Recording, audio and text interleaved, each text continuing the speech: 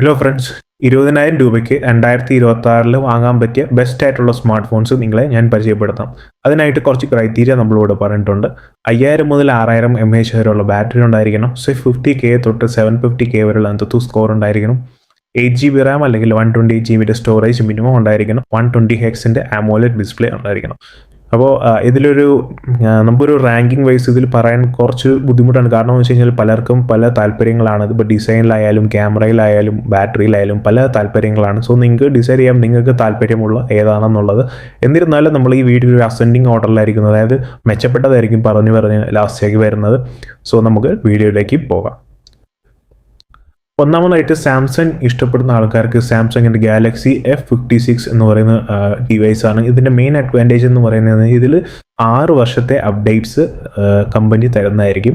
പിന്നെ ഒരു കാര്യം, 20,000 രൂപ എക്സാക്ട്ലി ആയിരിക്കത്തില്ല നമ്മുടെ ഈ പറയുന്ന ഫോൺസിന്. കാരണം ചില ഈ സ്റ്റോറേജിൻ്റെ വ്യത്യാസമൊക്കെ വരുമ്പോൾ 20,000 മുകളിലോട്ടൊക്കെ വന്നിരിക്കും. കാർഡ് ഓഫേഴ്സ് എല്ലാം വരുമ്പോൾ ഇത് ഈ പറയുന്ന പ്രൈസിനെക്കാട്ടും കുറച്ചുകൂടി കുറഞ്ഞിരിക്കും.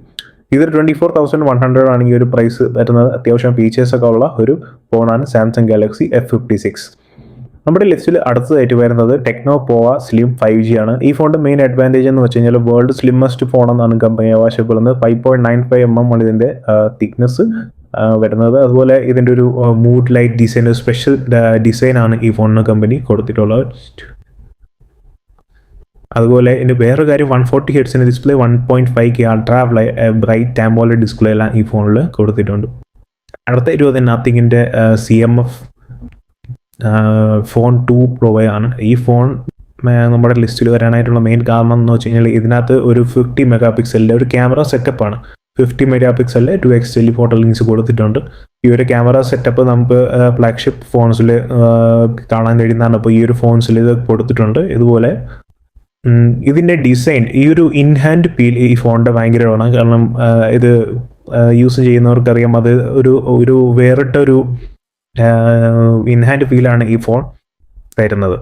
ഇത് നമ്മുടെ ലിസ്റ്റിൽ അടുത്തായിട്ട് വരുന്നത് ഒപ്പോയാണ്. Oppo K30 5G. ഈ ഫോണിൻ്റെ മെയിൻ അഡ്വാൻറ്റേജ് എന്ന് പറഞ്ഞു കഴിഞ്ഞാൽ ഇതിൻ്റെ ബെസ്റ്റ് ആയിട്ടുള്ള ഒരു കേപ്പബിൾ ചിപ്സെറ്റാണ്. അതായത് സ്നാപ്ഡ്രാഗൻ്റെ 6 Gen 4 അടിപൊളിയായിട്ടുള്ളൊരു ചിപ്സെറ്റാണ്. അതിൻ്റെ ഒരു ബോർഡാണ് ഇതിൽ യൂസ് ചെയ്തിരിക്കുന്നത്.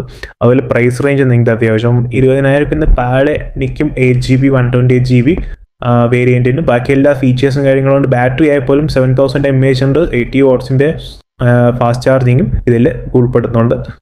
ഇനി അടുത്ത നമ്മുടെ ലിസ്റ്റിൽ വരുന്ന 2 ഫോൺസാണ്. ഒന്ന് വിവോ T4 ഒന്ന് IQ Z10. രണ്ടും ഏകദേശം ഒരു കുഴക്കയിൽ വരുന്നതാണ്. കാരണം ഡിസൈൻ കാണുമ്പോൾ തന്നെ നിങ്ങൾക്ക് മനസ്സിലാവും. നിങ്ങൾക്ക് ഇഷ്ടപ്പെട്ട രീതിയിൽ ഏതാണെന്ന് വെച്ചാൽ പ്രിഫർ ചെയ്യാൻ. ഈ 2 ഫോൺസിനെ പറ്റി പറയുകയാണെങ്കിൽ എനിക്കൊരു ഫ്യൂച്ചർ പ്രൂഫ് ആയിട്ടുള്ള അല്ലെങ്കിൽ ഒരു പെർഫോമൻസ് ഓറിയൻറ്റഡ് ആയിട്ടുള്ള അല്ലെങ്കിൽ ലോങ് ടേം യൂസ് ചെയ്യണമെന്നുള്ള ഒരു ഫോൺസാണ് നിങ്ങൾ നോക്കുന്നെങ്കിൽ ഈ രണ്ടിൽ ഏത് വേണമെങ്കിൽ നിങ്ങൾക്ക് പ്രിഫർ ചെയ്യാം. അടിപൊളിയായിട്ടുള്ളൊരു ചിപ്സെറ്റാണ് ഇതിൽ വരുന്നത്. 7300 mAh battery, Snapdragon 7S Gen 3 വരുന്നുണ്ട്. അങ്ങനെ ഇത് ഈ പറയുന്നത് 8GB 256 സ്റ്റോറേജ് ആണ്. നിങ്ങൾക്ക് 128 മതി എന്നുണ്ടെങ്കിൽ അതിൻ്റെ വില കുറച്ചുകൂടി കുറയുന്നതായിരിക്കും. കാർഡ് ഓഫേഴ്സും കാര്യങ്ങളൊക്കെ സ്വന്തമായതായിരിക്കും.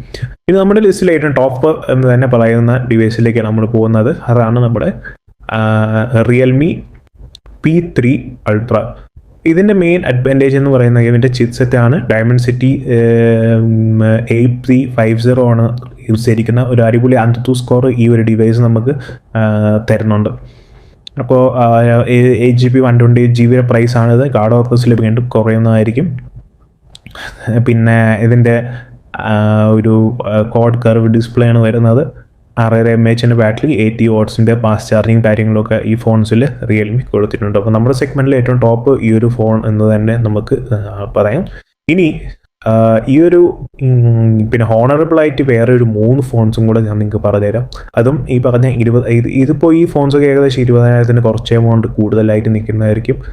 ഇനി പറയാൻ പോകുന്ന 3 എണ്ണം ഇതിന് മാറിയിട്ട് ഒരു 20,000 താഴെ തന്നെ നിൽക്കാവുന്ന കുറച്ച് ഡിവൈസാണ്. ഇതാണ് ഇൻഫിനിക്സിൻ്റെ GT30. ഇത് ഗെയിം കളിക്കാൻ പ്രിഫറൻസ് കൂടുതൽ കൊടുക്കുന്ന ആൾക്കാർക്ക് ഈ ഒരു ഫോൺസ് എടുത്താൽ എൻ്റെ ഡിസൈൻ കണ്ടാൽ തന്നെ ഒരു ഗെയിമിംഗ് കൺസോളിൻ്റെ ഒരു ഡിസൈനാണ് ഇതിൽ കൊടുത്തിരിക്കുന്നത്. 120 FPS ഗെയിമിംഗ് ഈ ഒരു ഡിവൈസ് തരുന്നുണ്ട്. ഡയമൻസിറ്റി 7400 വേറെ ഹൈ അന്തത്തു സ്കോറാണ് ഈ ഒരു ഡിവൈസ് തരുന്നത്. ഇത് ഗെയിമിംഗ് ഓറിയൻറ്റഡ് ആയതുകൊണ്ട് തന്നെ. ഇതിൻ്റെ അടുത്ത് നമ്മുടെ മോട്ടറോള G86 പവർ എന്നുകൊണ്ട് ഡിവൈസ്. അപ്പോൾ ഇത് ബാറ്ററിയും അത്യാവശ്യം നല്ല ഒരു കപ്പാസിറ്റി ഉള്ളതാണ്.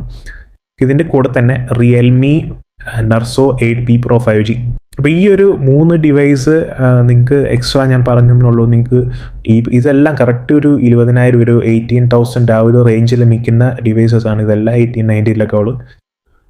ഓക്കെ, സോ നിങ്ങൾ ഈ ഒരു ഫോൺസിൽ ഏതാണ് പ്രിഫർ ചെയ്യുന്നത് ദയവായി കമൻറ്റ് സെക്ഷനിൽ അറിയിക്കുക.